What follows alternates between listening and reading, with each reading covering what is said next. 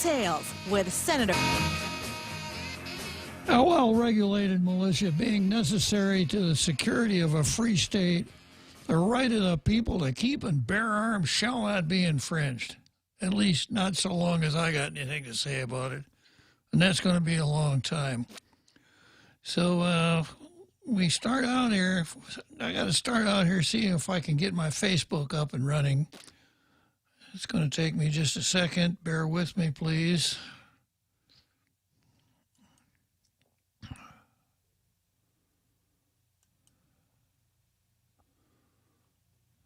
Should be loading up right now.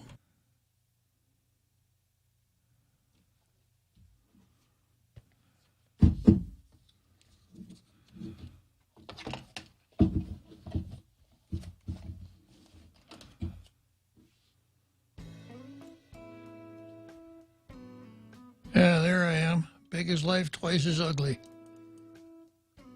Yeah, go ahead and look at your Facebook page. Just fasten your seat belts before you do.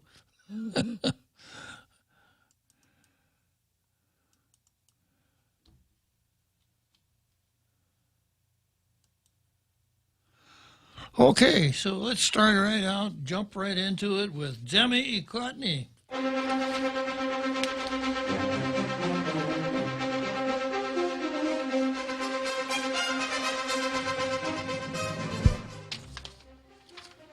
And today we have a surprise. We don't have a local editorial in the Daily News. Today we're treated with the writings of Leah Herbert, Rita Passarell, Tori Kelly. They're the co-founders of the Sexual Harassment Working Group. Now, what does a Sexual Harassment Working Group do? Get together and practice different techniques of sexual harassment. Oh, have you tried this one? Well, yeah, but she slapped my face, so I didn't do it again. Yeah, the Sexual Harassment Work Group, a worker collective. Oh, that tells you a lot right there. A worker collective of former legislative staffers in New York State, all of whom experienced or reported sexual harassment and work in the New York government. Chloe Rivera works in the New York government. Follow the Sexual Harassment Work Group on Twitter, blah, blah, blah. So I guess if you want any pointers, techniques, methods of engaging in sexual harassment, that's the group to ask, right? Will there be a Zoom conference? Yeah, but you can't really do justice to sexual harassment on a Zoom conference unless there'd be some way that the odor of the female's involved hair were somehow detectable on a Zoom conference. I suspect there's something like that in Joe Biden's basement, but, you know. All right, here's what they say. For decades, the Bear Mountain Compact, an unofficial agreement in which, quote, what happens in Albany stays in Albany. Now, for you geographically impaired folks, Albany is the capital of the state of New York. You'd think it'd be New York City, but it's not. What happens in Albany stays in Albany has fostered a culture of open secrets in New York state government. Once again, the dam is broken upon the backs of brave survivors. And now, State Senate Majority Leader Andrea Stewart Cousins is boldly calling for Governor Andrew Cuomo's resignation. Well, it's interesting, when it's Andrew Cuomo, one of the tops in the Democrat Party, we're told, believe the woman, unless the woman is accusing Andrew Cuomo. Well, then, we've got to let the investigation run its course, and references to due process and on and on and on, right? Double standard. Exactly. Well, for the Democrats, if only it were a double standard. In order to have a double standard, you must have a standard. True. Yeah. Over the past couple of weeks, many women have come forward to describe alleged accounts of abuse by Cuomo. As we learned about Lindsey Boylan, Charlotte Bennett, Anna Rooch, Karen Hinton, Anna Liss, and others the parallels to our own experiences of workplace sexual harassment by powerful elected official have been striking and triggering. Triggering. We believe the women who say Cuomo is a serial harasser. He does not belong in office. Moreover, any investigation into his behavior must also look into his enablers. The state cannot allow systemic failures to traumatize additional workers. Boy, I wished I had a nickel for every time the word systemic appears in print nowadays. It's a qualifier. Yeah. You know, I think the rule is that if you don't use the word systemic in every paragraph, it's grammatically incorrect. Too many familiar with a scenario outlined by writer Moira Donegan, a boss who uses fear and intimidation as currency, exploits a power imbalance and initiates a pattern of boundary violations that progress from being too friendly, to inappropriate, to suggestive, and finally, in some cases, to physical assaults. This is the harasser's playbook, testing the water and trying to alter their victim's sense of what is a normal interaction. In 2011 and 2012, the four of us reported sexual harassment by former Assemblyman, Vito Lopez. You can't do that. Some things trump race. Mm-hmm. Vito Lopez, a long-standing and powerful member of the New York legislature and leader of the Brooklyn Democrat Party.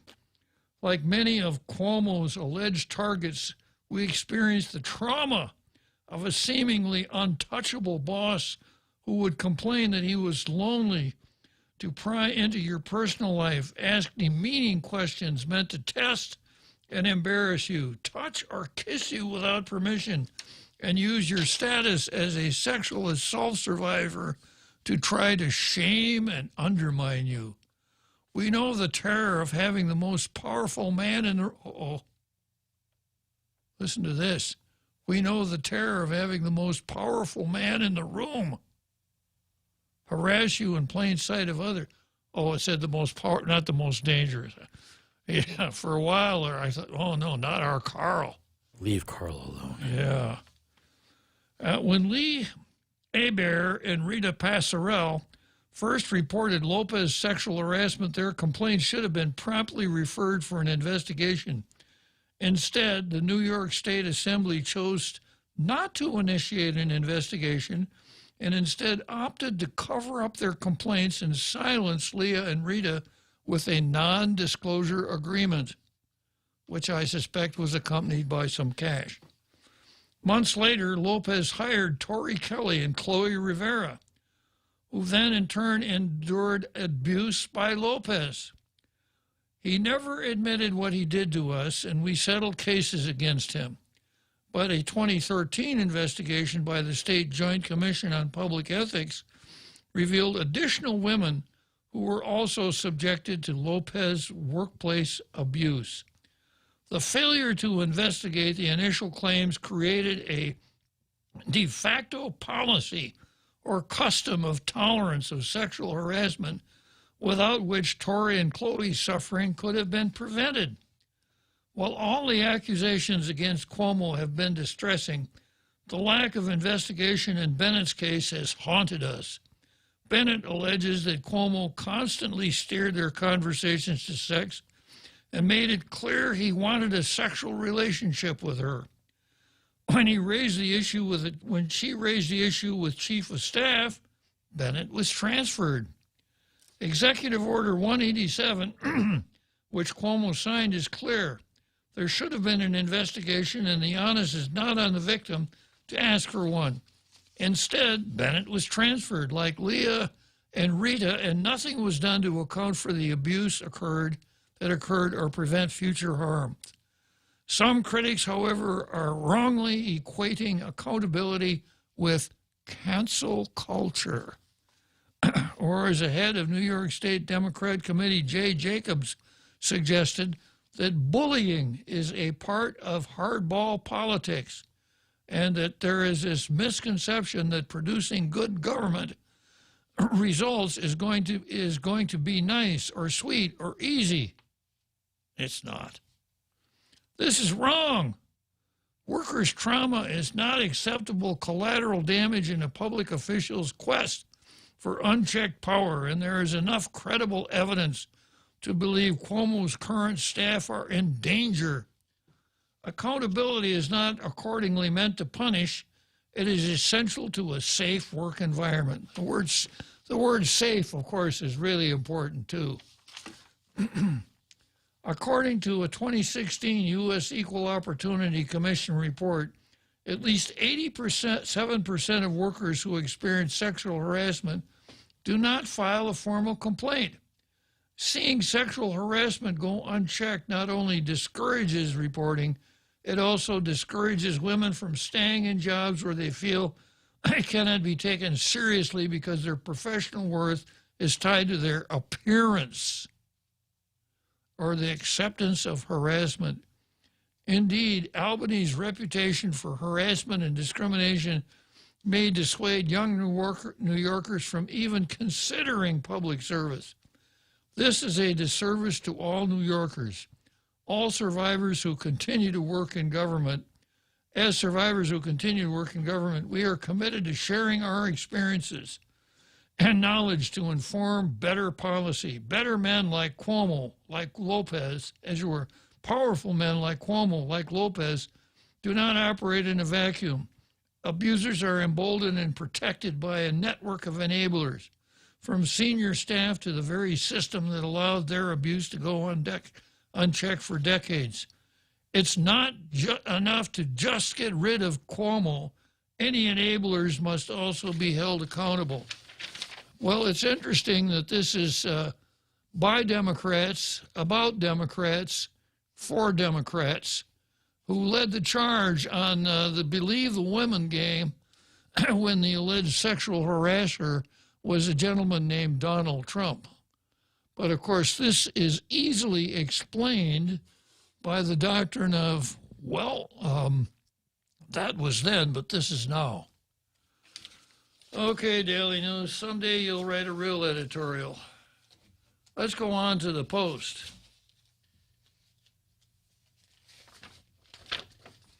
And the title of the Post editorial is Honor the Local Law Mandating Pandemic Cash Relief. There's a little bit more here than what meets the eye. There is no doubt that the Guam legislature intended to provide direct cash relief to Guamanians, particularly those in the private sector who have been adversely impacted by Wuhan virus pandemic. Now, I'm going to stop there, and I'm going to read a news article that ran in the Post. Governor awaits Guam AG opinion on local pandemic cash aid. The RISE Act, which would provide a local economic relief of $800 per individual tax filer, is now under review by the Guam Attorney General's office, Governor Leon Guerrero said in a press conference on Monday. On Friday, the governor said her legal team was reviewing the law and she didn't anticipate paying out the local stimulus in light of the passage of the federal American Rescue Plan, which provides more direct economic relief to Guam residents. During Monday's press conference, the governor said her team is working on it with the Office of the Attorney General. There's concern about not allowing government employees or retirees to take advantage of the RISE Act. I think that's the major one, the governor said. And I suppose somebody says, this is discrimination. The guy over there with the lazy, hi, that's discrimination. Yeah.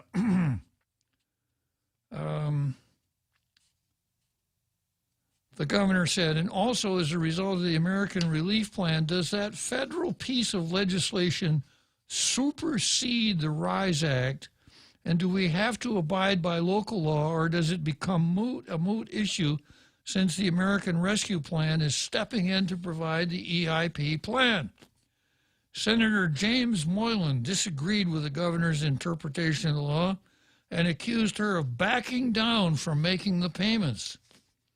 The word I think he's looking for is welch. Yeah, you know, if you're playing poker and you bet a substantial amount of chips on the next pot that you don't have, you just put your marker in the pot, and then the other guy, somebody else wins the pot, and you don't pay, you know what you're called? Welcher. Yeah. Now, if your name happens to be Welch, you're out there in the international radio listening audience, I'm sorry, but that's just the way it is. And it's Welch, not Welsh. Not the grape juice. Yeah, well, it could be the grape juice, but it's not the country in the British Isles. Oh, that too. Wales, yeah. People from Wales are called Welshmen. They're not Welchers. They're not Welchers, yeah. But the governor apparently Jim thinks the governor is a Welcher. He disagreed with the governor's initial interpretation of the law and accused her of backing down from making the payments. The language in Public Law 35-136 clearly stipulates that payments under this act shall be required only if payments can be funded under a federal coronavirus relief package, according to Moylan. A new relief package now exists. Thus, this is no longer about if the proceeds from the RISE Act should be paid, but about when. In a press release, Moylan called the governor to pay out the RISE Act, which has been estimated to cost $30 million out of the more than $600 million from the federal government. But before any action can be made, the governor said her team is working with the Guam Attorney General's office on clarifying whether government employees or retirees are able to take advantage of the relief and whether the passage of the American Rescue Plan supersedes the RISE Act. The federal government's American Rescue Plan provides $1,400 per individual and an additional $1,400 per dependent for most households with less than $75,000 annual income for singles and $150 for married who filed joint income tax returns. The RISE Act is a form of local stimulus legislation promising a one-time payment of $800 for individuals and $1,600 for joint filers. The program excludes individuals employed by the local government and local or federal government in tax year 2020, or individuals who retired from local or federal government and was employed by these entities in 2020. That's okay. Sorry, folks. Yeah, I know that guy over there is, hey, that's discrimination. But it's not discrimination based, not the kind of discrimination that draws strict scrutiny to itself. It's only necessary to be able to conceive of a rational state purpose in the discrimination. And that's pretty easy. Those guys were all on the payroll. They all had paychecks coming in, and these other folks didn't. So if that's the reason you're sending it to the Attorney General, Governor, you're just stalling. You got two lawyers down there in your own office, each of whom could find the 14th Amendment Equal Protection Clause if they tried a little bit, and also the case law construing it. Now, let me go on with the editorial here, and then I'll come back and unpack this a little bit. The government of Guam workers and officials received uninterrupted paychecks, even for those who stayed at home for months during the pandemic last year. Meanwhile, tens of thousands of workers in the private sector suffered from reduced pay or job losses. The unemployment benefits provided by the federal government were not enough to cover what they may have lost financially. So in the legislature's efforts to provide some fairness to those in the private sector, the previous set of 15 senators hashed out legislation that would extend a bit of financial aid. Just before the senators recessed for Christmas last year, lawmakers passed Bill 340, legislation that would provide a one-time payment of $800 for singles and $16 for joints. Bill 340 is also known as the Recovery, Income Support, and Empowerment Act of 2020, also known as the RISE Act. This legislation was as nonpartisan as you could get. The legislation received unanimous support with the exception of Vice Speaker Talina Nelson, who, when asked, said she didn't have a copy of the bill in her office. But for anyone who really wanted to go further with it, she referred them to the Organic Act. I hope that the RISE Act can help up to 30,000 needy families during the uncertain times ahead. My colleagues were gracious enough to agree to revisit and revise this measure to make it the best it can be, and I believe we have proactively laid the groundwork for a new direct aid program that will give relief, said then Democrat Senator Raging Lee, chief sponsor of the legislation. When the legislature received unanimous support, there was no money in the local government's purse to fund it. But senators approved it anyway, with the expectation that more federal funds might be provided to Guam. This wouldn't be the first time a local program will use federal funds for direct aid to residents. Last year, Governor Leon Guerrero authorized through an executive order the use of federal funds to release $300 to $1,200 to each of nearly 18,000 Guam households. A household that makes equal to or below 165% of federal poverty level qualified for the governor's Programan Salapi Ajunan Itautau. Yeah, program of money to help the people. The RISE Act simply follows what the governor has done before. The governor was able to carve out $20 million for Programan Salapi when the Gov Guam received just a fraction of the $600 million it's now expected to receive. As the governor put it, the more than $600 million will serve as a bridge to when things get better for the island. Part of the concern on the RISE Act, said the governor, is the exclusion of Gov Guam employees and retirees. Wow. To me, that's the selling point of the whole thing. The governor said she's waiting for the Guam Attorney General's office to state an opinion whether the Biden administration's $1,400 cash relief for individuals cancels out or supersedes the local cash relief RISE Act. Well, let me just stop here. You don't need to send it to the Attorney General. I won't even send you a bill, Governor. The answer to the first question, as I stated, there's nothing wrong with paying this out to people who are not government employees, who drew checks during this whole time for the reason that the editorial mentions. And when it comes to the question, does the $1,400 in the Rescue Act supersede the local legislation? You need to go back to your dictionary and you need to find a better word for it than that. No, it does not supersede the local legislation. Is she thinking of negate? Nullify? Yeah. But none of those words work because the federal statute says we're going to send out a check for $1,400. The local statute says we're going to send out a check for $800. The connection is that the local statute says we're going to get that $800 when the Fed gives us the next bundle of money. So what's really going on here is this. The doctrine of Wong versus Camino, which we talked about before, a 1978 case that holds that money that's appropriated by the Congress that comes to Guam without strings attached or the need for local participation does not go through the appropriation process.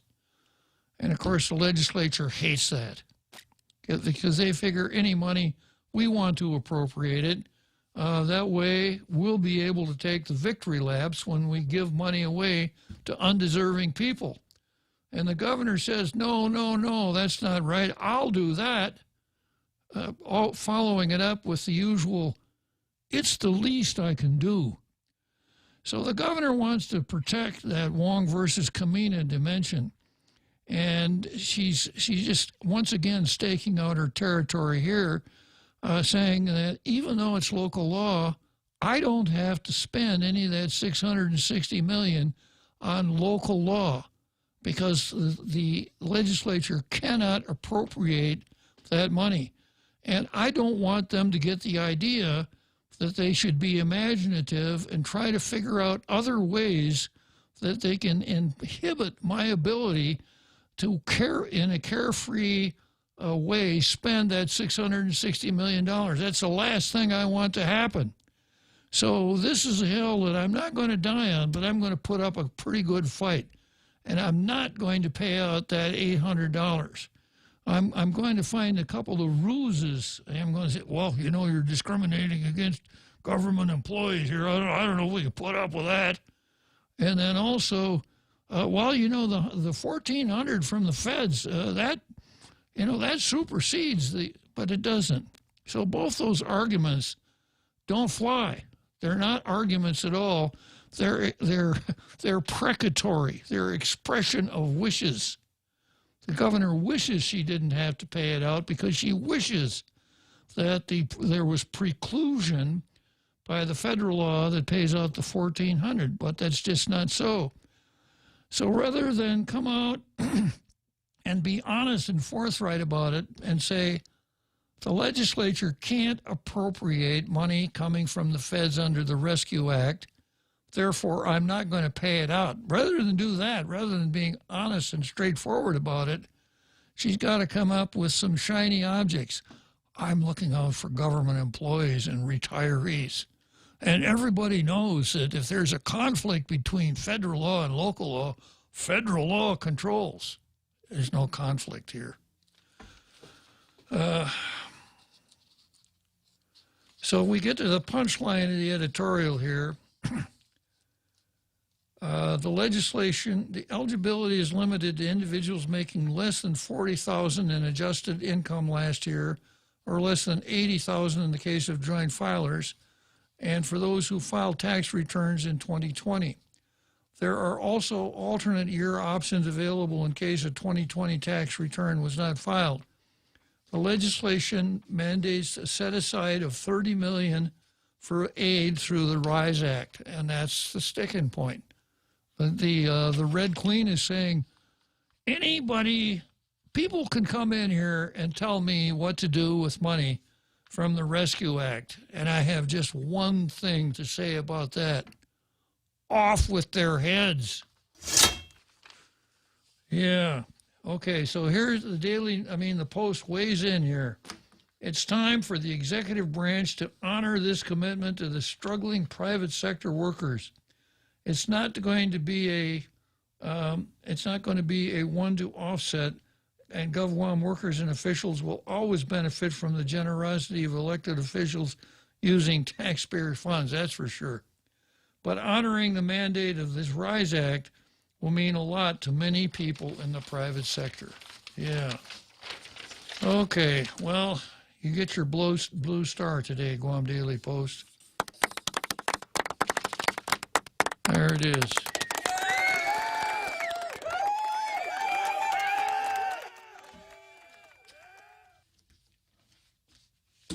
And let's see, for the Post, that brings them up to 244.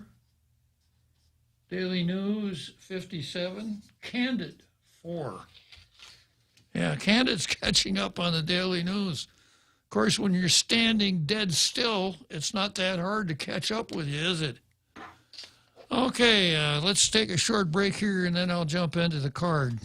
The Extra Point with Jerry Roberts of Guam Training. Hi, I'm Jerry Roberts, and every day on The Ray Gibson Show, I get to comment on the incredibly diverse, fun, challenging, sometimes frustrating, often exciting, but always interesting world of work. I hope you'll be there with us. You can find daily transcripts of The Extra Point at GuamTraining.com. Tune in every weekday morning at 7:20 for The Extra Point with Jerry Roberts, brought to you by Guahan Insurance Services and First Hawaiian Bank on 93.3 The Point. half a day. This is Jade Uggan from Security Title, and in celebration of Tomorrow Month, here is a tip on dealing with your land. You might be thinking of giving part of your property to your child or another family member. Once you have subdivided the property and recorded the map, you will also need to record the deed transferring the title. Just drawing the map is not enough to make sure they actually own the land. Protehi I Tanonmu. When it comes to your family land, call the professionals at Security Title. We are here to help.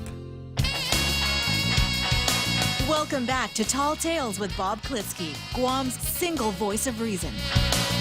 Call now, 888-TALK. That's 888-8255. So let's take a peek at the program notes here. Steve Ignacio, and in this corner, Steve Ignacio says he still doesn't know what's cooking at Jerry Kitchen. Some cops came forward to clue him in. Friday, we got the latest from Steve. Still making the news, not because of what he's done, but as the real Joe Cruz would say, what he hasn't done. Today, Troy chips in on the never-ending story of Steve Ignacio. Stay tuned for the oversight of the police department on March 17. It starts at 4 in the afternoon. That's going to be a real struggle for tailgaters, because I know they don't want to miss an episode of Tall Tales, but probably a lot of them are saying, God, I got to watch this so I can make a report to Bob on Tall Tales as to what Ignacio didn't do at the hearing and what he didn't say. He may turn green. Yeah. Okay. Yesterday we took a look at the legendary P.T. Barnum and his relationship to Calamity Jane. There's still a little more to that story. Tall Tales comes to the defense of Michael San Nicolas and cookie diplomacy. Somebody wanted to beat up on Michael San Nicolas for going to Marjorie Taylor Greene's office with goodies. Yeah.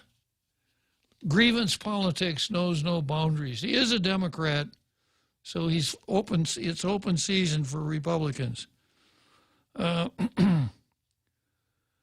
then Senator Nelson is on the card. Nelson versus voter integrity. She's introduced a resolution dealing with House of Representatives Bill 1, the For the People Act. Yeah, she's all for it. Yikes. Yeah. But I suspect that if you were to ask, she doesn't have a copy of Bill 1 in her office. And I suspect she's never read it. And if you were to ask her for a copy of it, she would refer you to the Organic Act, no doubt. Yeah. And we take a look at, using a couple of vehicles, we take a look at how the mainstream media gaslights their readers. Yesterday, we found out that Tucker Carlson had taken on the USMC, which very quickly, unlike Marines, ran up the white flag, but rightfully so. Today, Senator Ted Cruz gets on board. All right, so let's start right out here with more Steve. Okay, by way of background now, if you don't know about it, a couple of weeks ago, a red Jeep was driving north on Marine Corps Drive about 11 o'clock at night. Took a hard left just past the ITC intersection, jumped the medium, jumped the curb, crossed the parking lot, went mid-air through the plate glass windows at Jerry Kitchen, drove into the restaurant, and knocked down a wall inside the restaurant. The Guam police really socked it to the driver of that car, who remains anonymous because we don't know who it was. And we don't know who the owner of the car was. But we're pretty sure that he wasn't drunk. Excuse me. We're pretty sure they weren't drunk, because Officer Champion, who was on the scene, didn't see the necessity to do a field sobriety check because, everybody knows anybody who's driving down the highway could take a left, jump the median, jump the curb, and go airborne. You don't need to have alcohol in your system to do that. Anybody could do that. It's a daily occurrence. It happens all the time. Move on, move along. There's nothing to see here. Yeah, and then when Steve was asked about it, he did his usual baffle gab and said that the investigation was closed. But the cop, the officer on scene, really socked it to the driver. And I hypothesized the other day, I think for the cop on the scene, it was a hard call. Was it illegal parking or inattentive driving?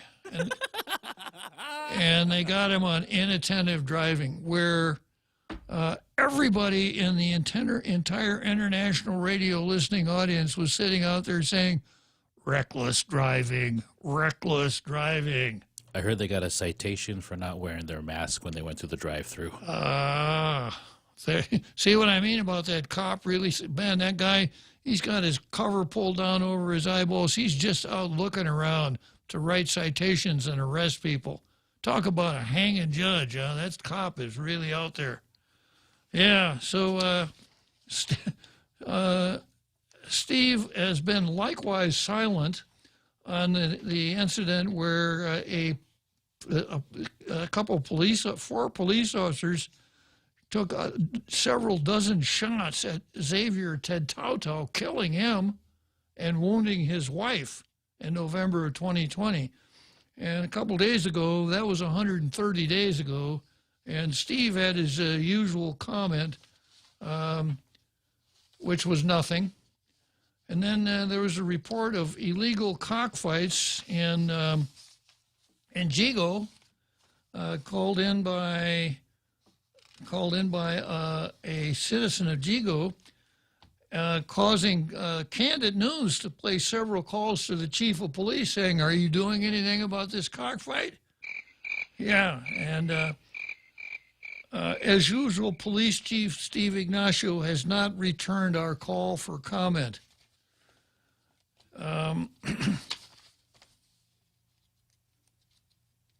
Steve also distinguished himself by when he suspected someone was trying to steal his motorcycle. He called the nearest precinct and said, "Could you do some patrol checks on my house? I think someone's trying to steal my motorcycle." Now, he was pretty open about that, because he said he didn't want anybody to think that he could get extra service just because he was chief of police, which, of course, is exactly what he did.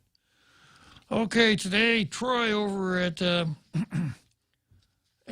Candid News chimes in, and he says, when Guam police officer Chris Champion responded to a crash at the ITC intersection February 25 that destroyed Jerry Kitchen, it took him just a few hours to open and close the case.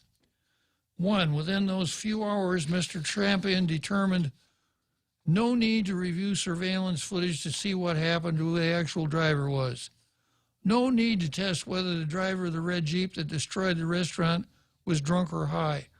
The driver did not have a reckless disregard for human life and property, and therefore only cited the supposed driver with imprudent driving. It took days for the police department leadership to admit an off-duty cop was involved in that crash. And that was only after the public learned Senator Jose Pito Terlahi's office had lied that his granddaughter, Guam Police Officer Janine Terlahi, merely arrived at the crash scene after the crash. Even that is somewhat problematic, isn't it? Why would she be arriving at the scene after the crash? Curious? She heard a loud noise. Yeah. The public outcry that followed forced Chief Ignacio to order the investigation back open last week. And while the first investigation took only hours to complete, and Mr. Ignacio told the public Mr. Champion was trained, skilled, and qualified to make the determinations he made. The second investigation has taken more than a week so far. Traffic investigators are still conducting their follow-up investigation. Police spokesman and noted tap dancer, Sergeant Paul Tapau, said about the second crash investigation. It has now been 19 days since the crash, and since GPD knew or should have known of any possible misconduct on the part of two police officers known to be part of the post-crash investigation, that's Titlahi and Champion, the police chief still has not opened an internal affairs investigation into the officers. With 19 days past, Ignacio only has 41 days left to take administrative corrective action on the two officers. Now that timeline has been extended to 90 days, but the point is still the same.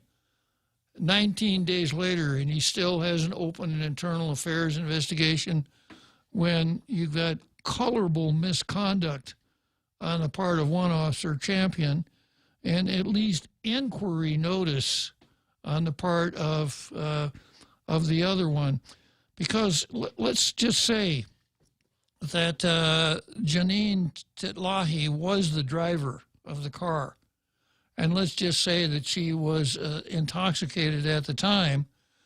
And let's say that Ignacio drags this out and then fires her, but misses the 90-day deadline. Ignacio knew or should have known that she may have committed misconduct the day after that crash, as soon as he found out she was in the car. So, Chief Ignacio, this is no time to dilly-dally, which, although that does seem to be your strong suit, your forte, so to speak, to bob and weave and dodge and try to say as little as possible. Steve, the chief does say some pretty poignant things once in a while, though. Let's see if I can find that here. My stack of papers. Tomorrow's going to be interesting. Yeah, tomorrow's the oversight at 1600. So when one time that Steve made a comment about the red Jeep and Jerry Kitchen, and of course, you know, the chief earlier also said that when it came up that there may have been criminal activity at the judiciary, Steve said, I don't have jurisdiction over the judiciary. You know, it's amazing, with a couple thousand stand-up comedians out of work in the United States, this guy comes up with lines like this. Yeah, but he did come up with a really good one about Jerry Kitchen, because everybody who has heard me talk about it, everybody who knows anything about it, knows the facts. The first word out of their mouth is going to be, looks like a cover-up. Somebody's covering up for somebody, right? But fortunately for us, Chief Ignacio put those rumors to rest immediately when he said, I have no information, even from the get-go, that there was a cover-up in this crash. It takes a mind like a steel trap to reason through something like this, right? He knew from the very beginning that there was no cover-up. And if there had been a cover-up, of course, the people doing the cover-up would have come to him right away and said, Chief, shh. This guy is the chief of police. This guy is not Sherlock Holmes. No. You know, he went into a sporting goods store in the States and wanted to buy one of those deer slayer hats like Sherlock Holmes wore. They wouldn't sell it to him. They said, no, we got too much respect for Sherlock Holmes. We can't do that. Okay, let's take a short break here, and I'll spend just a minute more maybe with Steve. Hey, big news! Now you can listen to The Point on radio.com. And radio.com gives you so much more. Local news stations give you what's going on in your community. Get national news from CBS, CNN, or Fox News Radio. Take a break with one of the hundreds of music, sports, and talk stations. Love podcasts? Radio.com has thousands of true crime, comedy, kids and family podcasts, and more. Listen anytime, anywhere. On your PC, smart speakers, and a variety of connected devices. Or download the Radio.com app now from the App Store or Google Play. Hafaday, this is Congressman Nicholas. If you are a small business, you may be interested in a federal program called the State Small Business Credit Initiative. This program can provide federal funds to match equity investments into your company or help you get lower interest rates at local banks. To find out more on how this program can help your small business, please contact your Guam Congressional Office at 475-6453 or at michael.sanicolas@mail.house.gov. This ad was paid for with official funds from the Office of Congressman Michael F.Q. San Nicolas.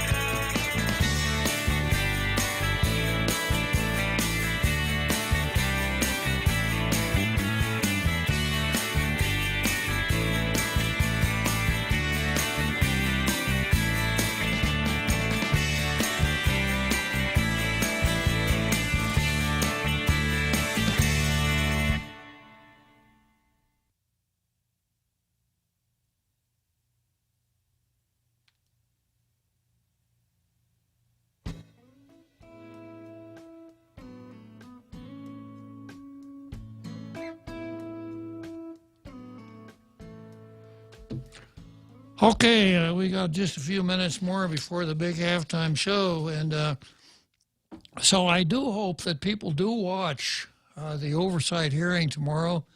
And if you have a laptop or an iPad and a TV set, you can multitask. You can watch Tall Tales with one eye, and you can watch the oversight with the other eye. Divide your ears in the same manner, and double your fun by doing that. I've had a lot of fun here with Steve, but probably not as much fun as the senators are going to have with him tomorrow. Well, I preface this by saying there are no coincidences, by giving you a story of a coincidence. Yeah. Tomorrow is March 17th, St. Patrick's Day. It is indeed. St. Patrick is known for banishing snakes from Ireland. That's true. He got credit for it. There never were snakes on Ireland, but it's kind of like Tall Tales. You know, one of the rules on Tall Tales is we never let the truth interfere with the telling of a good story.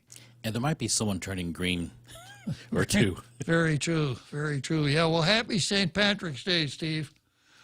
All right, going on to, let's see, the next item on the card here is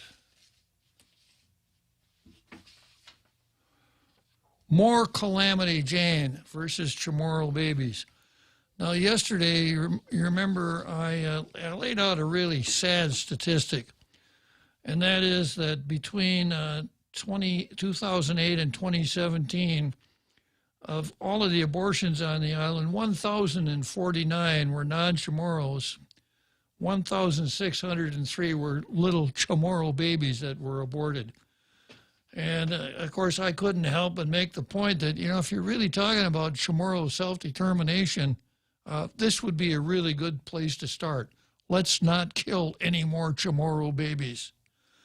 And then I went through the chain of correspondence between Calamity Jane Flores and Deborah Nucatola, who is one of the big guns in Planned Parenthood, who was featured in the David DeLayden movie about selling parts of aborted babies in California.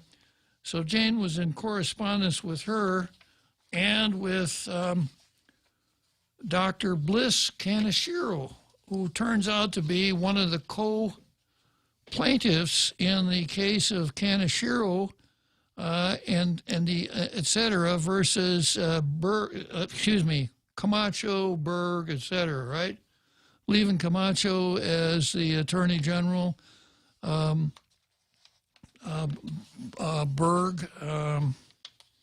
what's his first name? I got it right here. Nathaniel Berg, yeah. Nathaniel Berg is the chairman of the Board of Medical Examiners. So they were named defendants in this lawsuit. So I got my hands on the licensing papers for Kaneshiro, and I just coming back today with some ironies. That there's a really nice paper trail that show that Jane got Kaneshiro and Radu interested in abortion on Guam. She got Planned Parenthood interested in abortion on Guam. And all of a sudden, Kaneshiro turns up to get her Guam medical license and then becomes a co-plaintiff. Of course, that's the easiest way to get standing. And irony of ironies, her medical license was executed on November 20. She got a letter on November 20. Congratulations, the Guam Board of Medical Examiners approved your application for a medical license. And guess who signed the letter? Nathaniel Berg. So I suppose Kaneshiro writes back and says, well, thank you. Thank you, Dr. Berg. And as an expression of my gratitude, I'm going to sue you in a couple of months. Nothing personal, just furthering the cause of killing Chamorro babies. I hope you understand. Are there references or sponsors on these application forms? Do we get to see those? I don't know. I'll have to check. That's a good question. Yeah, the application for a medical license. So I thought that was kind of interesting. Here's another irony, and that is that Jane sends these letters off to Deborah Nucatola, the arch abortionist, and to Kaneshiro and another guy named Kavarn. All of her letters she sends out in the process of procuring these abortions, she signs the same way. She signs them like this. Si juus maase, Jane Flores. Si juus maase. Si juus maase, the literal translation of si juus maase is not thank you. That's how we use it here. And there's a lot of misunderstanding. I'm going to come back to si juus maase right after the big halftime show here. Be back in just a few minutes. The Point is KUSG, Hagåtña, Guam, 93.3 FM and 104.3 HD3. Several people are dead in a crash near the U.S. southern border. I'm Jack Callahan, Fox News. All of them undocumented, according to the Texas Department of Public Safety, in a thunderous crash about 50 miles north of the border Monday evening. A preliminary investigation says a vehicle evading DPS troopers was involved in a head-on collision. 8 undocumented passengers were pronounced dead on the scene. A driver and a child passenger, along with another undocumented passenger, were transported to a hospital in San Antonio and are said to be in stable condition. Fox's Sean Lanchel reports the driver of the pickup fleeing police survived and was arrested after a foot chase. As the surge of migrants to the U.S. southern border continues, the Biden administration insisting it's not a crisis, but is rushing more teams in to help with unaccompanied children. There's now an embedding at the president's ask of HHS and ORR staff with CBP, which will allow government to more quickly ID, vet, confirm sponsors and family members. It's White House Press Secretary Jen Psaki with a dozen of his GOP congressional colleagues. House Minority Leader Kevin McCarthy toured a migrant processing facility on the Texas border yesterday. We went through a new facility that was built just more than a year ago.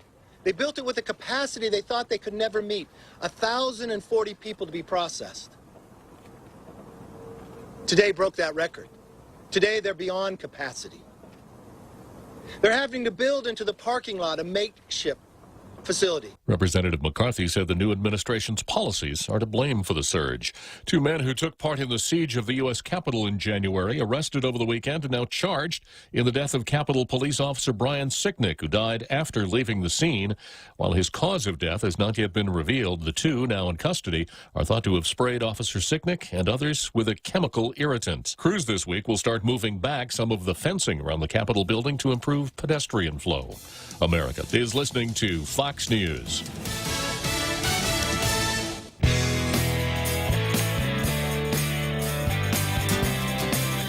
The vaccine is officially here, and we aren't just talking about the COVID vaccine, but a financial vaccine at Bank Pacific. We may not be doctors, but we can help you with your financial health. Whether to take advantage of today's crazy low rates, or just a local bank that has your back. At Bank Pacific, we want to help make 2021 your best year yet. Because for 66 years, where others put branches, we place roots, and we're rooting for you. Equal housing lender, member FDIC. Half a day. This is Jade Uggan from Security Title, and in celebration of Tomorrow Month, here is a tip on dealing with your land. You might be thinking of giving part of your property to your child or another family member. Once you have subdivided the property and recorded the map, you will also need to record the deed transferring the title. Just drawing the map is not enough to make sure they actually own the land. Protehi I Tanonmu. When it comes to your family land, call the professionals at Security Title. We are here to help. Relief bill will be used to put kids back in the classrooms. It gets our schools and resources they need to open safely. But internal memos shared with Fox News by the group Reopen California Schools reveal that some schools have considered using the money to pay bonuses to teachers. The Clovis Unified School District in Fresno County reportedly discussed paying bonuses as high as $6,000 for faculty. A memo shared with Fox says the union representing the Dublin Unified School District in the Bay Area said some of the money should be used for distance learning.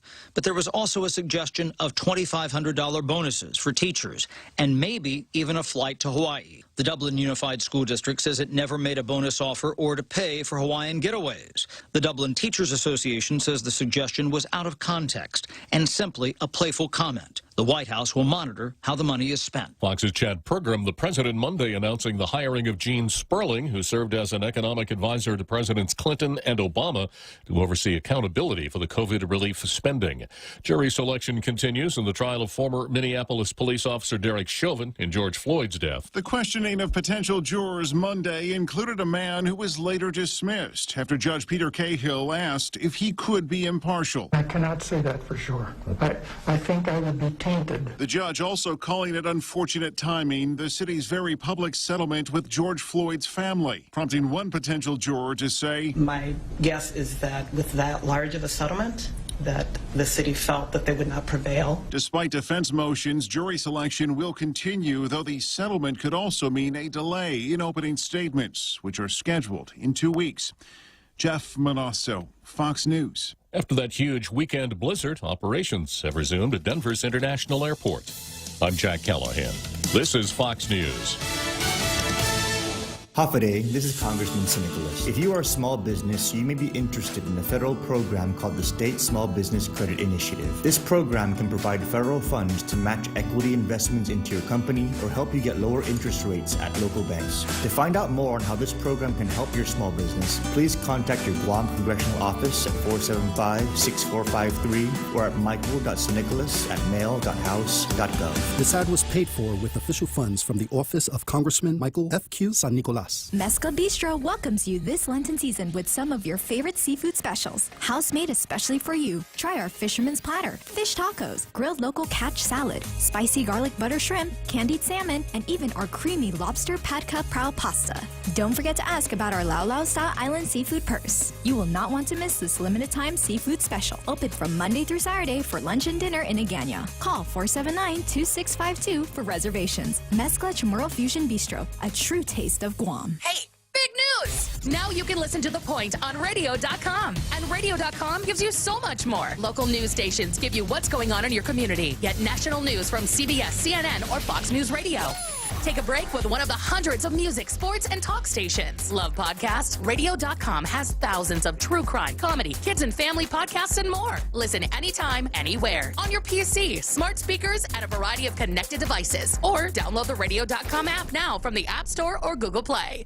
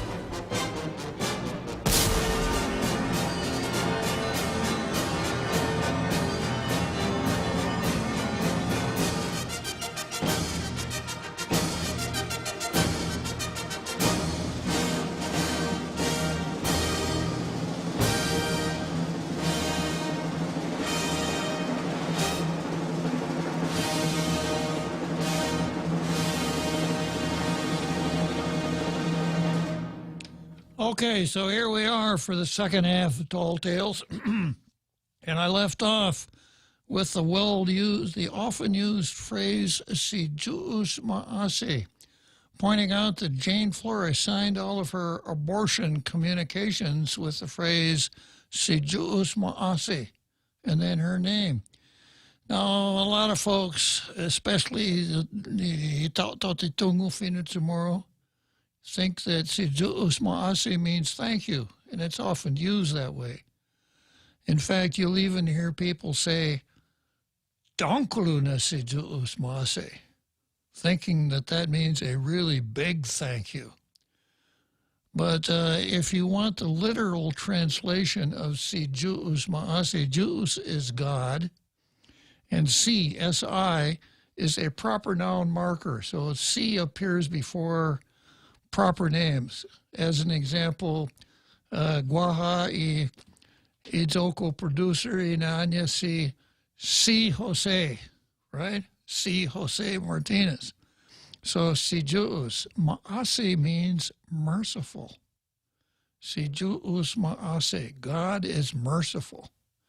So if you say Dankulu na si Juus Maase, you're saying big or large, God is merciful. So it's nice that Jane uses that, you know, signing off on her letters to Deborah Nucatola, you know, one of the abortion queens in the mainland, Jane herself being at least an abortion princess here on the island, trying to scheme to get a doctor to come here to kill more Chamorro babies, as per the figure I gave you here through 2017. And she signs off, God is merciful. Si Juus Maase. I think that's kind of ironic. Maybe sincerely would work better for you, Jane. Yeah, I think you're a little bit insincere when you're invoking God's mercy. If we're going to be merciful, let's be merciful to the unborn. I mentioned yesterday that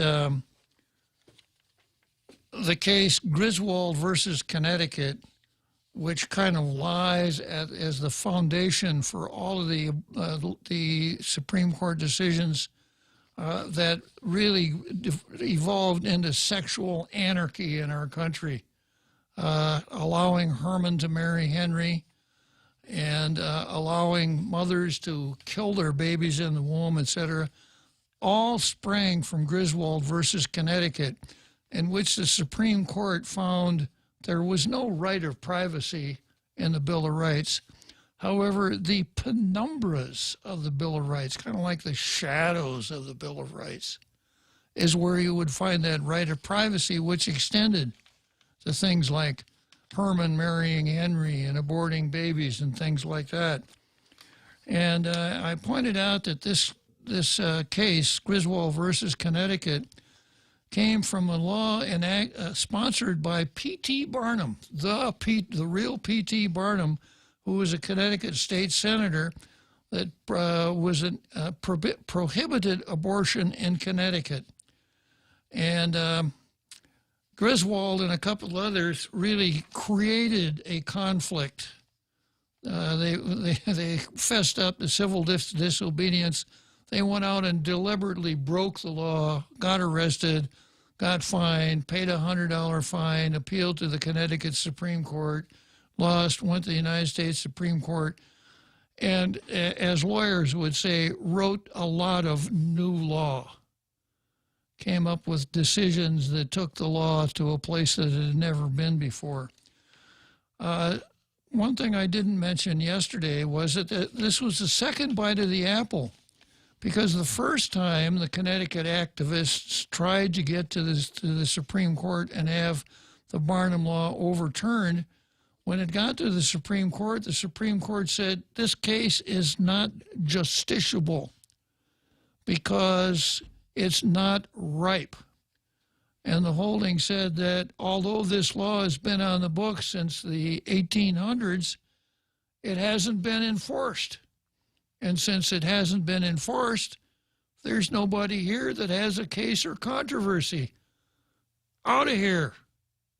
So then they went back and tried the Griswold versus Connecticut approach, deliberately breaking the law, because the easiest way to have standing to get to the Supreme Court is to be appealing a criminal conviction.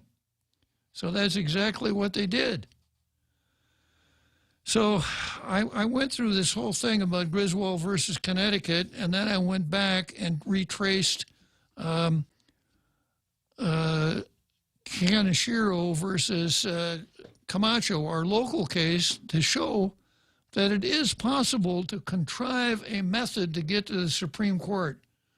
And without having any inside information, I guess if I were going to do it, I'd say, well, let's find somebody who's licensed to practice medicine here on Guam, and let's have him sue the Attorney General and the licensing officials on government of Guam, and see if we can't get to an appellate court. We'll sue in federal court. We'll allege a civil rights violation, and see if we can't get a court to come out and say that the law we really want to get rid of, which is the informed consent law, is unconstitutional. So that's a way to do it. Now, the fact that Kaneshiro applied for a Guam medical license on November 19 and the case was filed in the beginning of February, is that telling? Yeah, you know, the old saying is when you're dealing with powerful people, there's no such thing as a coincidence. I probably would stand with that until some other consideration comes along. Let's see, maybe I got somebody on the phone here who's going to sit. Who else but, huh? All right, well.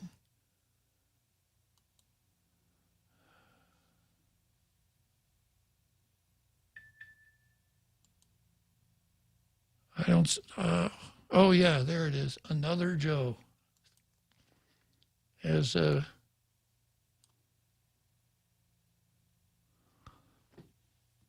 Gomer Pyle would say, surprise, surprise, it's another Joe. Another Joe, what do you want to tell me about Calamity Jane? Well, it looks like you've uncovered a plot, a racket to kill Chamorro babies. Uh-huh. And whether it's intentionally or unintentionally, that's what's occurring. You know, they can say that the Chamorro babies are just innocent bystanders, where they're not even the majority anymore. Well, maybe they might be, as far as aborted babies go here on Guam. So this racket, the question is, who's going to benefit from the racket? The other day, there's a Tim Rohr called in and said that the doctors themselves are not making money off of this telemedicine. So then they must be getting some incentive some other way. Unless they are some sort of political activists, you know, they say it could Bob, but there are, like you said, there's no coincidences with very powerful people. And you follow the money, right? You follow, where does the money take you? So it's kind of curious how they're making some sort of benefit or profit from this if it's not money. Well, another, Joe, maybe they're doing it just for principle. Principle. You've heard that before. You know, I'm going to sue that guy. I don't care if I get any money out of it or not, but I'm suing him just on principle. Now, if you were a lawyer, I'd tell you, whenever anybody comes into your office and tells you that, send them to somebody else. Well, Bob, you know, this supposedly was settled law. Now, it's all about something different now, I think, with the internet. But back, it was in the 90s, when they brought this up in, I don't know, it was late 80s, early 90s, where they said, okay, we've decided that, okay, the abortion will only be allowed in certain cases in regards to rape, incest, or the health of the mother. Now the question is, they're defining what is considered the health of the mother, right? Is she really in danger? And I guess some ways to get around that is they just don't report abortions, and that's what I've heard. They're not enforcing reporting of abortions, so you can't look into, well, is it? Was this rape, incest, or the health of the mother? And then there's the issue of privacy. But as you said, if there's no real case for constitutionality with regards to privacy, then they're just going to, you know, it's not a strong enough case. They're not going to use that defense unless I'm understanding it wrong. So really, it's they're using different tactics, whatever works, and they'll even turn on each other, Democrats, if they, you know, just to get, I guess, a stronger stance, I guess. So I don't know how else to look at it, other than, as you said, getting stronger standing in court. Getting standing. There's standing is standing. Yeah. And you were talking about a translation. My first thought was, man, don't tell Uncle Bob. That keeps us in with the what is it, the upper hand, the advantage, because they don't know what the words mean. And if we keep saying thanks to God, or we keep referencing God, that'll keep God on our side. So next thing you're going to see is them say, the wokers say, oh, you can't say Zeus Masi anymore because it's not woke. It's not separating church and state. You can't say Zeus Masi in this public building. And someone's going to get offended. You say Zeus, oh, they're offended. You look at their faces. How dare you say God? You know, just wait a couple of generations about. I was looking at Youth Congress on TV, and I don't know if it's on YouTube. Look it up, about. They were referencing, oh, we need to provide safe abortions here, or you know, more of the safe abortions availability. You know, don't take my word for it. Look it up on YouTube, the Youth Congress, just a few days ago. I'm going to say something that's really black humor here, another Joe. Maybe they're right. Maybe we just didn't start soon enough. Oh no, I don't, with regards to. Oh, okay. Well, anyway, I'll just keep listening. Thank you for your time. Appreciate it. Oh, it's a pleasure to talk to you, another Joe. Yeah. Yikes. Yeah, I'm not surprised. The Youth Congress, because, of course, young people want to be woke, right? Yeah. That's called born privilege. Really? To be able to tell the unborn, you're not worth. Exactly. Yeah, well, I've talked about this before, but, you know, I suppose I should really be kind of disappointed in my mom and dad, maybe ashamed. Because, you know, when my mother did, Jose, she married a man. Jeez. Yeah. I can't believe it. Yeah. It's kind of a shock to me when I realized what had happened, that she actually married a man. Of course, people weren't as woke back, 80-some years ago as they are now. And then on top of that, you know what? She didn't understand a woman's right to choose. She didn't understand anything at all about a woman's reproductive rights. I bet you she understood that reproduction does not equal abortion. I have a feeling that abortion played no part in her decision-making process at all, although, once again, she didn't have the advantage of modern thinking like we do now, as made known to us by attorney Vanessa Williams, who was the attorney for Kaneshiro, who said, it is impossible to separate our choice of whether and when to have children from every other choice in our lives. Every other choice. In other words, all choices are equal, right? Do I want to go on a fishing trip with my friends in the summertime, or do I want to have a baby? Could I borrow your quarter? I want to flip a coin here. All choices are equal. So I don't think my mother understood that. You know, I just have this sensation that she probably thought that delivering a baby in December of 1938 was the most important thing she could ever do. I got to agree with her. All right, let's see who we got on the phone here. Waiting in the green room is Greg. Good afternoon, Greg. Hey, Bob, how are you today? Doing great, Greg. Hey, listen, I got a thought. You know, the governor speaking about, well, the stimulus from the feds overrides the GovGuam stimulus that she's allowed to sign into law. Okay, then let's take that one step further. So she says cannabis is legal here, but the feds say it's not. Right. I'm gonna pick and choose what. Do you remember the movie Forrest Gump? Yes, sir. Yeah, well, the governor said, sitting on a park bench down in Skinner Plaza one day, she was heard to say, "My mama says that laws are like a box of chocolates. You never know what you're going to get." Or what was that other movie? It was like, Mama Says. The guy from Louisiana? Yeah, that was Forrest Gump. No, there was another one. Oh, okay. He's in the science class in school, and my mama says this, and then, Yeah, but same. Yeah. Pick and choose. Yep. Whatever's convenient. Yep. But anyway, you got a great show today. Well, thank you very much. Thanks for calling, Greg. I appreciate All right, it. take care. So long.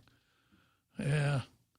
Now there's a huge point to be made about her letting it lapse into law. Mm-hmm. The political ramifications of her doing that because it was an election year. And because it passed the legislature unanimously. Did she give any commentary on why she just let it lapse?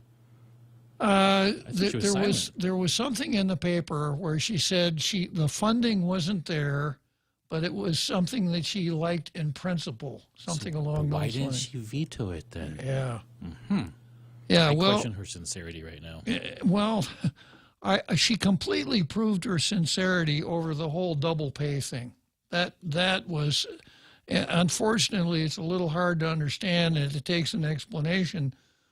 A complicated explanation to see how she gaslighted all of the government of Guam workers who thought they had that double pay coming, and she never intended to pay it from the beginning. But yeah, she let the RISE Act lapse into law without her signature, because once the bill gets to the governor, 10 days go by, Sunday's accepted, the bill becomes law whether she signs it or not. And now she comes back and she says, well, we got a problem here because it excludes government employees, which is, just a dumb excuse. And then an even dumber excuse is, well, does the federal law supersede it?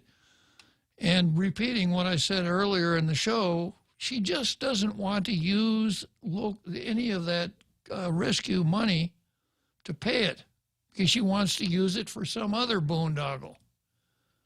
And she doesn't want anybody in the legislature to get any credit for any money going in anybody's pocket. She wants to take all of the credit for herself. So I wonder if she'll cut a deal, kind of an under-the-table deal with the folks down at Hackabotan, hand out some checks, have a good photo op, a lot of testimonials, et cetera, like we did with the war claims money. People get mad and riled up when we expose these kind of things about the double talk, the The gaslighting, she Mhm. did it when she was accused of being an abortion supporter. All her supporters are like, no, we love life. She loves life. Sure. And the first thing she does is reanimate a defunct department Yeah. to specifically search for an abortionist. Exactly. She was going to be transparent with the legislature early on during the pandemic Mhm. and give monthly reports. Didn't happen. Never happened. And just a pattern of saying one thing and doing another, and everybody having amnesia about it. Yep, exactly. Well, that's the reason that there's a tall tales. We don't forget here. You know, the elephant, the Republican symbol, is known for his long nose and his long memory. I qualify in both counts. All right, let's move on to Todd Starnes versus MSN. Todd Starnes has a website, toddstarnes.com. And I picked this up off the web, and this is the title of his article, Intimidation?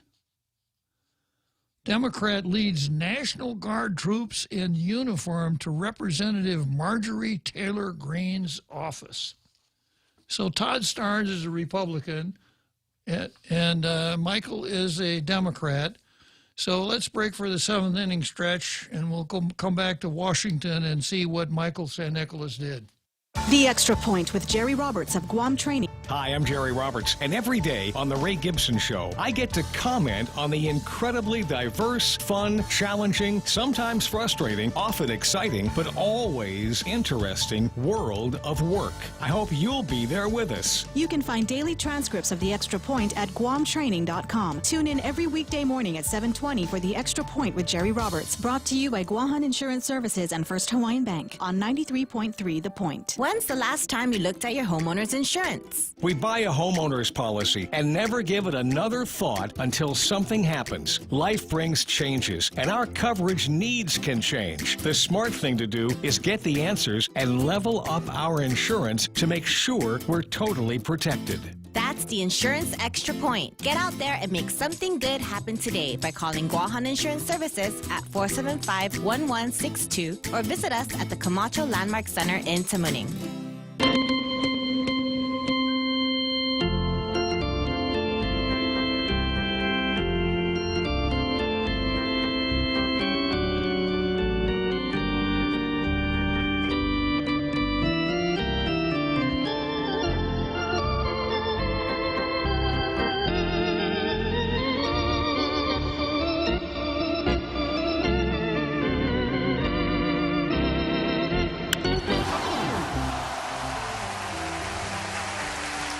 Okay, here we are, Wrigley Field in Chicago, the seventh inning stretch. That means just two more innings of tall tales, and we head for Churchill Downs in Louisville, Kentucky. Right now, I'm talking about a guy named Todd Starnes, who's got a website, and he's a Republican and he's a conservative. And I've got something from his email. And this is how it begins. Before you read this, I want to strongly urge you to sign up for Todd's free newsletter. It's your only lifeline to conservative news and commentary.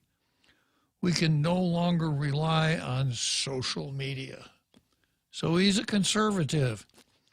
And, I guess this stands for the proposition that he's doing the same thing that we criticize them for.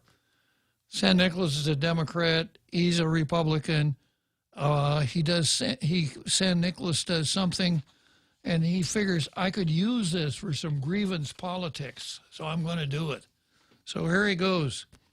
Something very creepy and un-American happened outside the congressional office of Representative Marjorie Taylor Greene, Republican of Georgia. Something very creepy and un-American.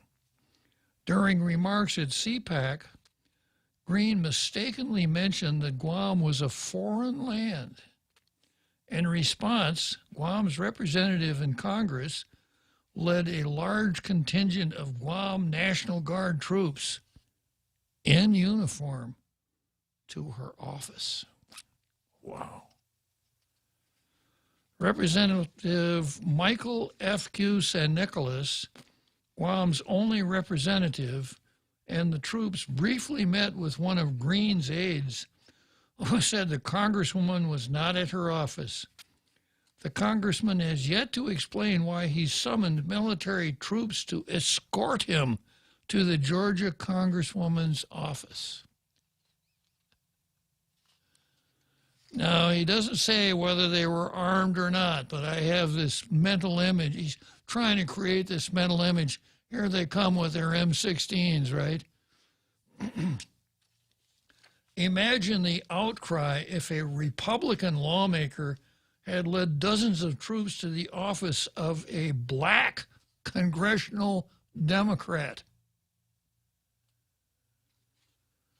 You're giving conservatives a bad name here. Todd, I'm going to sign up for your email so I can write nasty letters back to you. He goes on to say, imagine the outcry if a Republican lawmaker had led dozens of troops to the office of a black congressional Democrat. There would have been accusations of insurrection and racism, white privilege and white supremacy. The mainstream media would have demanded federal investigations, and I have no doubt that the Republican lawmaker would have been thrown out of Congress.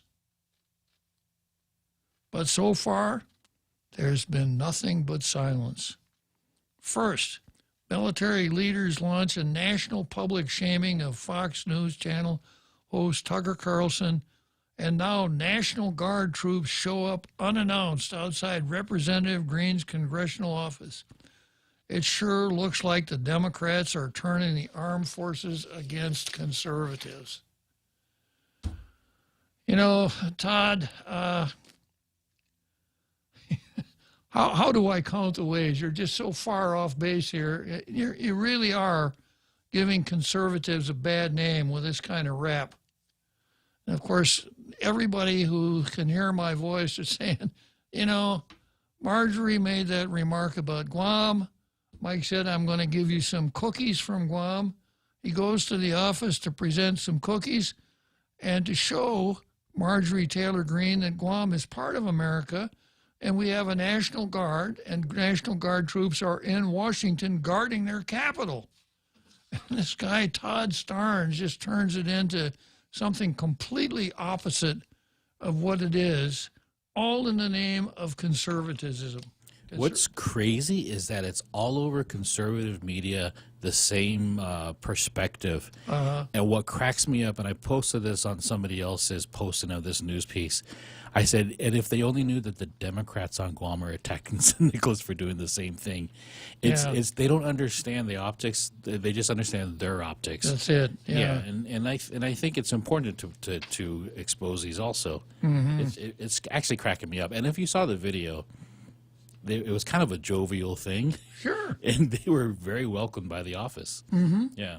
And San Nicolas, other than, you know, there were some who you were doing their Red Queen imitation for Marjorie, you know, off with her head. But San Nicolas took it all in good spirits. But I would still make a comment of maybe out of uniform would have been a better optics also, considering the tone in the government. I'm surprised nobody said this was an insurrection. Yeah. Well, you know, if he wants to make the point, you know, Guam is American. We've fought in all of the wars since World War I. You know, you think we're enough a part of the country that you're down there guarding your capital after the silliness, you know, for your optics, etc. And this is what people from Guam look like, Marjorie. This is what National Guardsmen look like. I think it was a good idea. Some factual questions on facts. Number one, does the congressman or representative have any power over the Guard, the National Guard, or authority? No. Okay. So somebody else would have been in charge of allowing those men and women from the National Guard to accompany him, right? I'm assuming that the National Guardsmen that accompanied Michael San Nicolas were on what in the Marine Corps we call liberty. Right. Time off. Exactly. Yeah. Yeah, so he wasn't leading anybody. No, they were accompanying him is what it amounted to. Yeah, well, it's never easy to be a conservative, but with, You know, guys like this on our side, we really don't need too many enemies. Okay, I got some folks here in the green room who probably want to comment about Michael San Nicolas. I got Frenchie and Tim. So I'm going to start out with Frenchie, and then we'll go to Tim after that. Good afternoon, Frenchie. Good afternoon, Rob. How are you? Doing great, Frenchie. Good, good. Yeah, no, I saw the video. It's nothing bad as they want to make it look, but at the same time, I think the nerves are so raw right now in DC that if he had gone with only a couple of guardsmen and maybe invite the lady for a barbecue like you had proposed with all the guardsmen and say come and visit us and meet us, maybe it would have been a little better received. I don't know. He comes in with his cookies and everything. She's not there, so but. It's mute now. It's going to be an issue, and it maybe could have handled it a little better. But overall, it's an overreaction from the conservative side. What I wanted to talk about was an article that appeared in the Post on Saturday, and which has not been followed by any other article or any comments from the Guerrero administration, which was the cyber attack on GovGuam's website last week, which GovGuam didn't detect and was only being made aware because the feds told them they were under attack. And they apparently attack tax and revenue and several other websites, and that leads to a lot of questions and also some of the decisions that are made upstream by the government, and that's not only this administration because the computer equipments were purchased by previous administrations. But we know that the feds have warned every state government not to use Chinese computers because Chinese computers have a tendency to have bugs on them that allow backdoor access to the data. And that's why there is even a federal recommendation. The feds do not use any computers made in China. At worst, they use some things made in Taiwan, but because they are a lot safer. When you go at a lot of government office on the island, most of the computers are Lenovo, which is a Chinese computer. And on top of it, they are using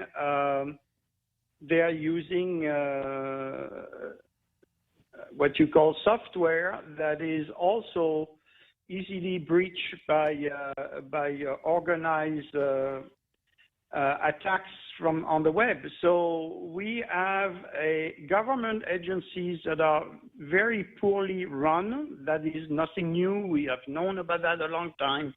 But what they haven't told us following this article is what steps have been taken to what extent were the private informations of people at tax revenue, not only from their tax returns, but also for their driving license or Guam IDs have been stolen, and to what extent, and what type of things should citizens on Guam do in order to protect themselves from being used unbeknown to them.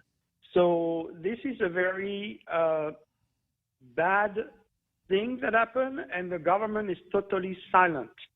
The other thing that they haven't breached is that on Guam we register our guns because these are the laws, and we do not know if that database has been breached, which would give Communist Chinese access to the database of what citizens on Guam, which citizens on Guam have guns and what guns they have, and so on and so forth.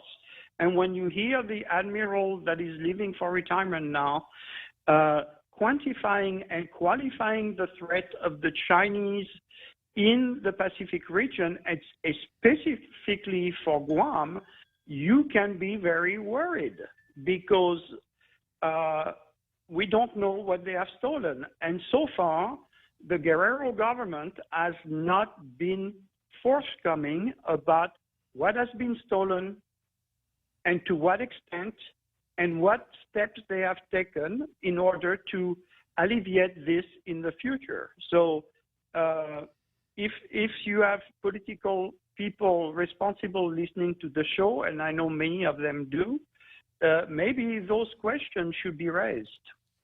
Good points, Frenchie. Of course, I'm wondering if the Chinese are more interested in hacking Jane Flores' emails to find out how many local people we're going to kill, thereby lessening our resistance to Chinese encroachment. Well, it raises a lot of questions, and so far it's total silence. As always, when they are embarrassed, they do not communicate anything. They love to communicate under the pretense of public announcement. They are showing Lou visiting the elderly, Lou visiting the guards, Lou doing this, but this, where we have a serious problem of breach of confidential information about Guam citizens on the government website, nothing. Maybe some senators should start asking questions. Well, I understand that the governor is taking it so seriously, she's put Steve Ignacio, the chief of police, in charge, and he's going to be the spokesman for the effort. So, and probably from the get-go, he doesn't think there was a cover-up. Right, right. Yeah, well, thanks for bringing that to our attention, Frenchie. I'll leave some time for Tim to say what he has to say. Okay, All right. Okay, Frenchie. Okay, so this is a different Tim. This is Tim M. Right. So let's head for Churchill Downs. And Tim, as soon as we finish at Churchill Downs, I'm going to put you on the air down the home stretch of Tall Tales for today. Hoffaday, this is Severina. Here at APL, our expertise and extensive network can help you grow your business and reach out to more global markets. As a responsible carrier, APL is also committed to a sustainable future, whether it's protecting the environment or investing our efforts in giving back to the community. Our dedicated teams in Guam, Saipan, and on U.S. mainland are here to support you. Call 588-4651 or visit www.apl.com. Hoffaday, this is Congressman Nicholas. If you are a small business, you may be interested in a federal program called the State Small Business Credit Initiative. This program can provide federal funds to match equity investments into your company or help you get lower interest rates at local banks. To find out more on how this program can help your small business, please contact your Guam Congressional Office at 475-6453 or at michael.sanicolas@mail.house.gov. This ad was paid for with official funds from the Office of Congressman Michael F.Q. San Nicolas.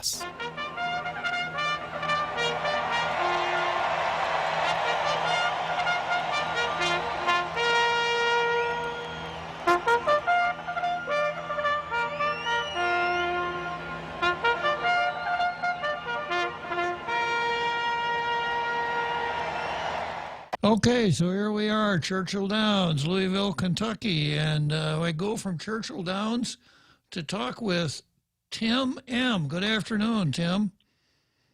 Well, Bob, you could call me another Tim. Another Tim, okay. We have another Joe. No, we have another Tim. Okay, well, I'm gonna borrow a page from Will Rogers' book. Will Rogers, famous comedian, once upon a time said, "I never met a man I didn't like." So I'm going to pick that up and say, I never met a Tim I didn't like. So how can I help you, Tim? Well, Another Tim. Now I'm really under pressure. Don't want to change your mind. Well, first I wanted to start off by complimenting you on your show. I mean, this has got to be talk show Academy Award winning 2 hours. Start off, I mean, we're talking a mix of comedy, drama, action, adventure, mystery, and mayhem, all rolled up into 2 hours. You know, Tim, I could sit around listening to stories like this all day long. Go ahead. Okay, so there was a list of things I wanted to cover, starting with the Guam Corruption Department, and then going into the things that have been going on with the governor's office, or I should say the Office of Misgovernment, and so on and so forth. But I guess I'll get down to the real reason why I called, and that was because as I was listening to your show and having a great grand old time, I heard another Joe comment about the actions of Michael San Nicolas, Congressman Michael San Nicolas, when he went into Congresswoman Green's office, and how it would be treated as an insurrection. Well, ironically, the office gossip today was waiting for the news to break in the headlines of the foreign country of Guam conducting an unarmed insurrection in the capital.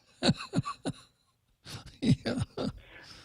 It was hilarious, but I tell you myself, I think Congressman San Nicolas did an excellent job talking about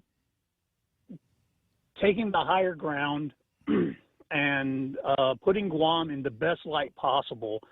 I really do not see how he could have done a better job.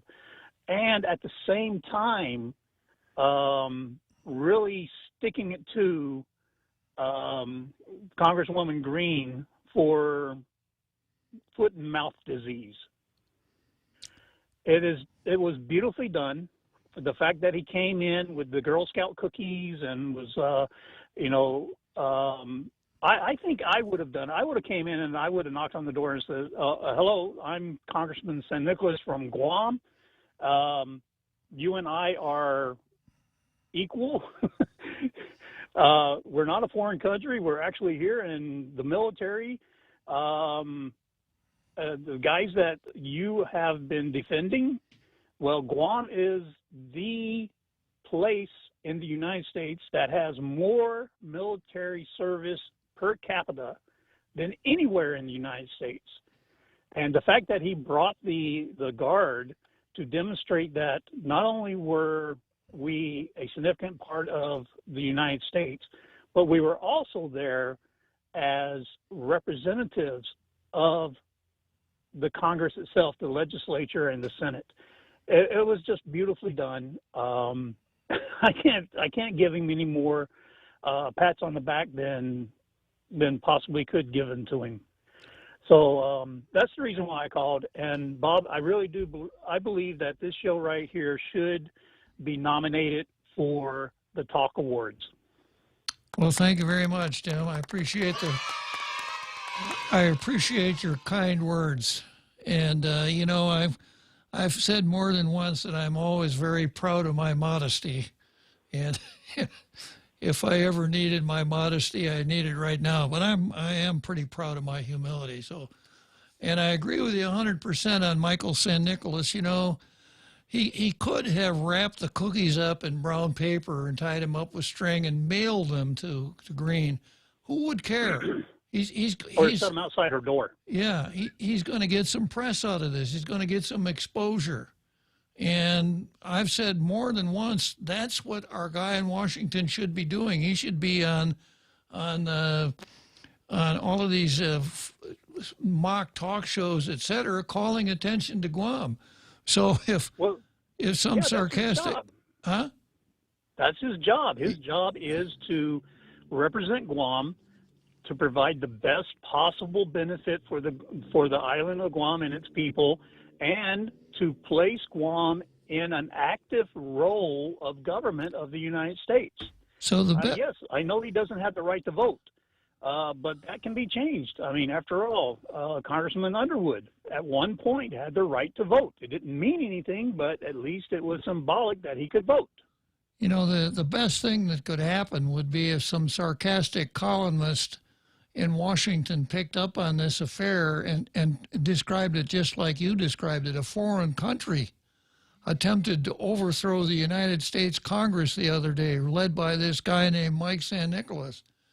You know, you don't get good press by doing things the way they've always been done. So I agree with you 100%.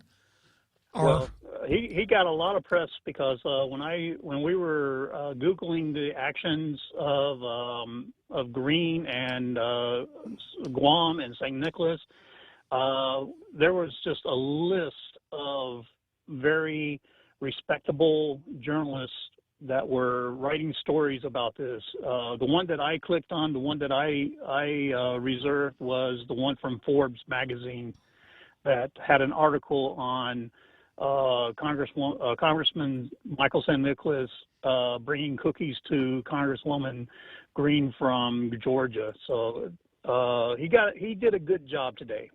Yes, or sir. Maybe yesterday. Yes, sir.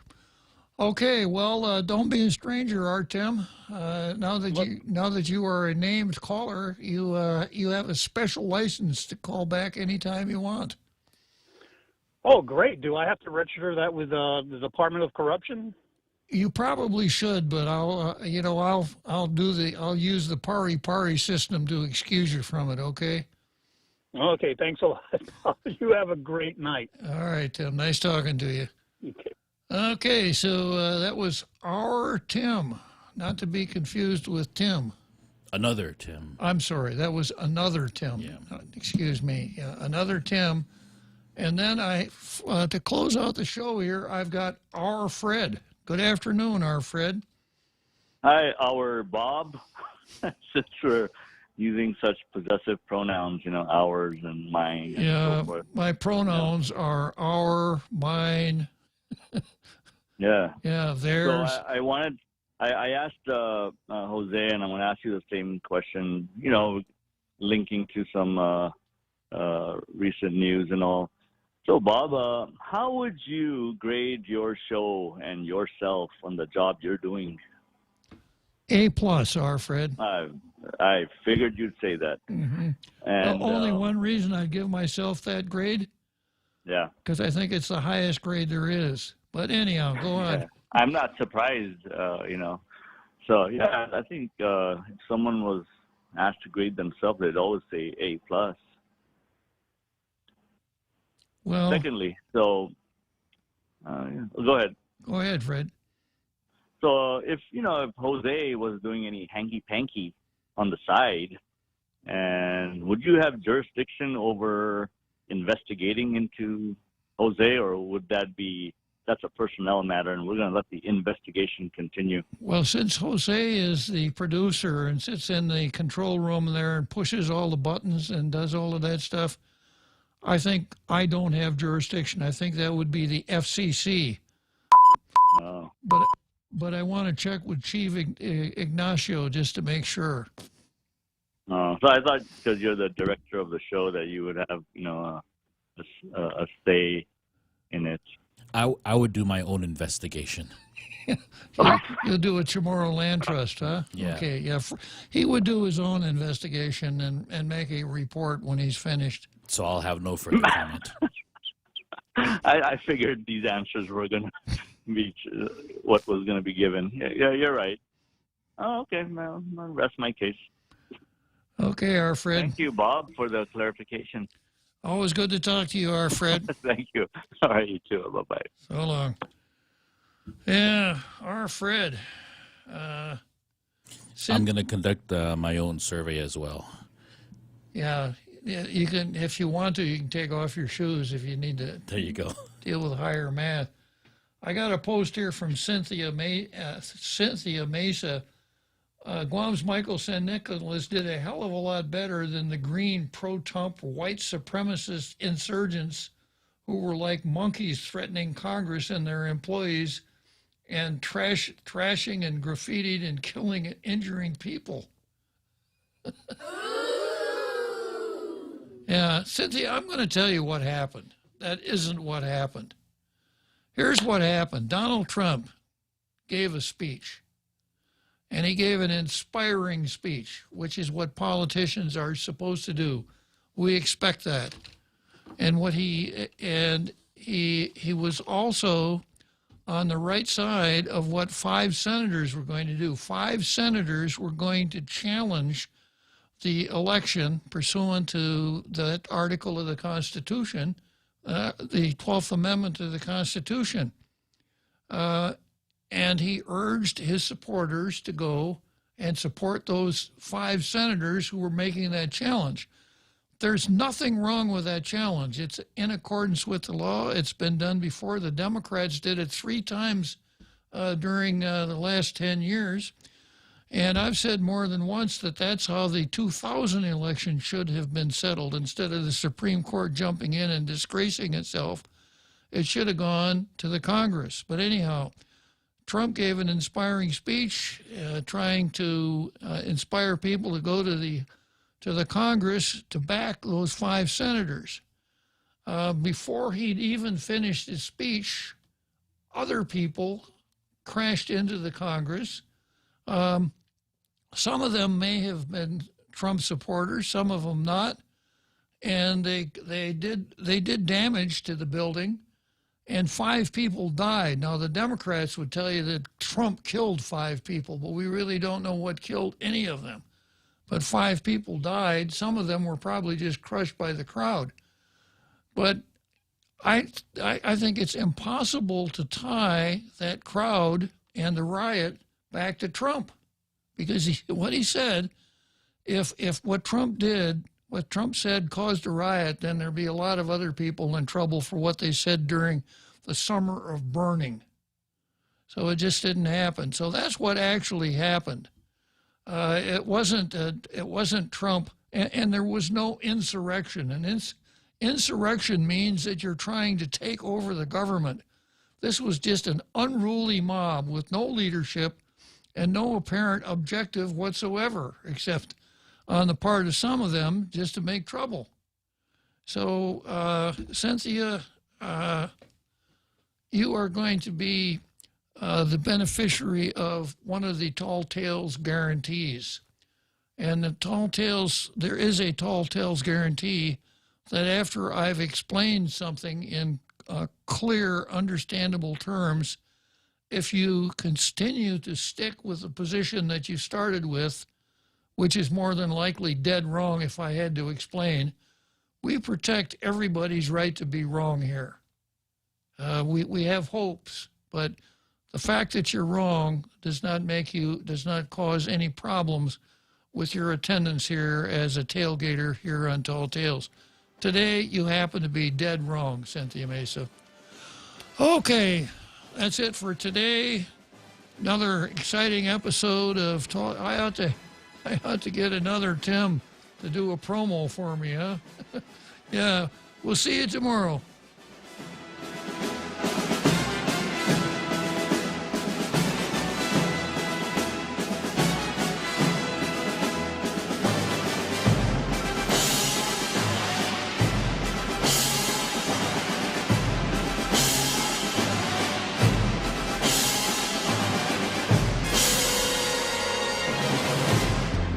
The Point is KUSG, Hagåtña, Guam, 93.3 FM and 104.3 HD3.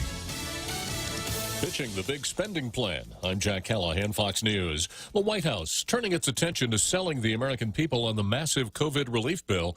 That'll put the president on the road today. President Biden travels to the Philadelphia suburbs, visiting businesses benefiting from the $1.9 trillion American Rescue Plan. Shots in arms and money in pockets. At a White House event Monday, the president said within days, 100 million vaccines will be administered and 100 million stimulus checks delivered. It's the hard work of implementing the COVID relief begins. It requires fastidious oversight to make sure the relief arrives quickly, equitably, and efficiently with no waste or fraud.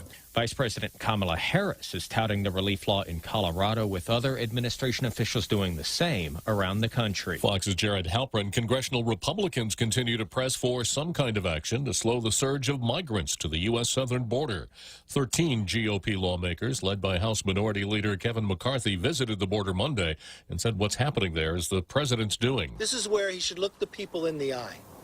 This is where he should talk to the border agents and let them know that this is beyond a crisis. He can continue to deny it, but the only way to solve it is to first admit what he has done. And if he will not reverse action, it's going to take congressional action to do it. The administration has announced plans to temporarily house about 3,000 adolescent migrants at the convention center in Dallas. It's been a deadly crash about 50 miles north of the Texas border with Mexico. The Texas Department of Public Safety reports a Dodge pickup was evading state troopers when it caused a head-on collision with another pickup. 8 passengers from the Dodge were pronounced dead at the scene, all reported to be undocumented. The driver and passenger in the other truck hospitalized. America.